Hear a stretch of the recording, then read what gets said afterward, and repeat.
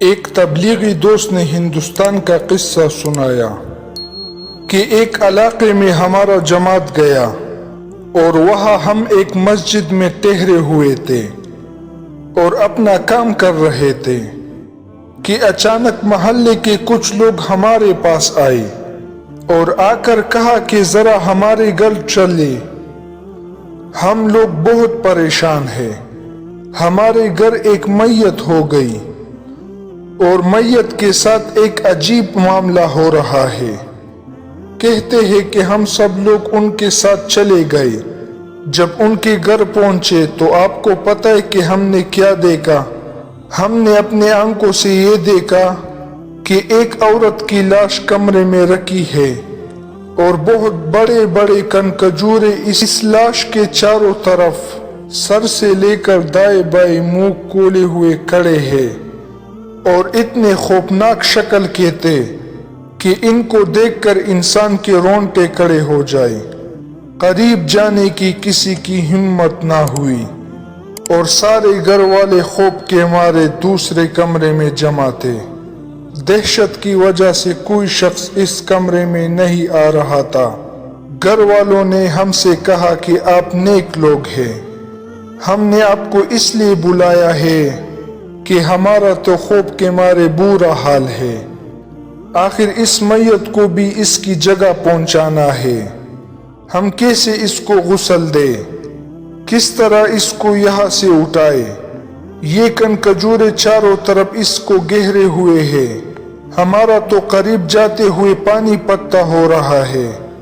آپ حضرات کچھ پڑھے، اصالِ طواف کرے، دعائیں کرے تاکہ ہمیں کم از کم اتنا موقع مل جائے کہ ہم اس کو اس کی قبر میں اتاریں اور یہ فریضہ مکمل کر لیں۔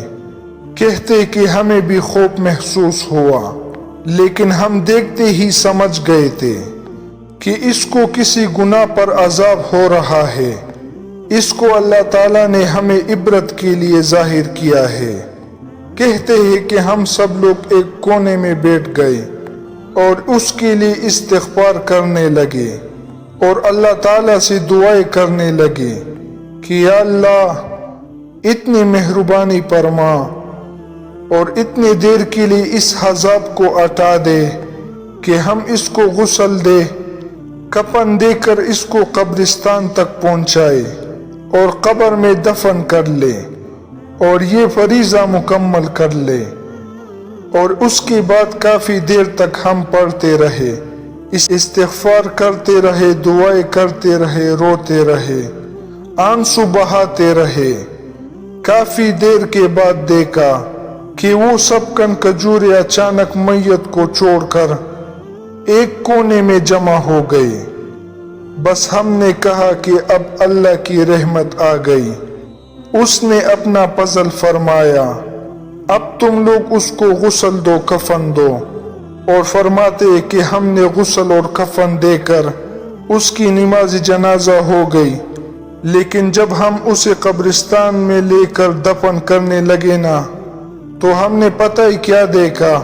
جب ہم اس کو قبر میں اتارنے لگے تو وہ کھجورے قبر تک پہنچ گئے تھے اور ایک کونے میں جمع ہو گئے۔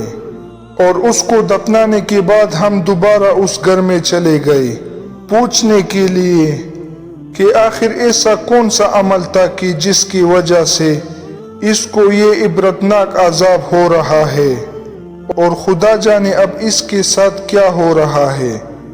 تو اس کی ماں نے کہا کہ وہ تو نیک سالک نہیں تھا، بے نمازی تھی، لیکن ایک بات جو مجھے یاد آتی ہے، شاید اس کی وجہ سے اس پر عذاب ہو رہا ہے، وہ یہ کہ یہ ٹی وی دیکھنے کی بڑی شوقین تھی۔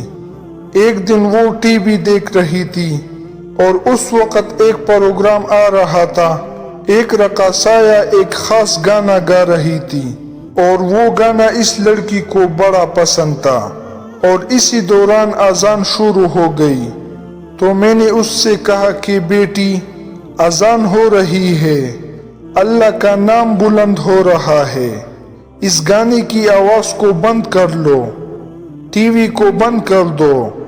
اس نے کہا کہ اماں جان اذان تو روزانہ ہوتی ہے، لیکن یہ پروگرام اور یہ گانا پھر کہاں آئے گا؟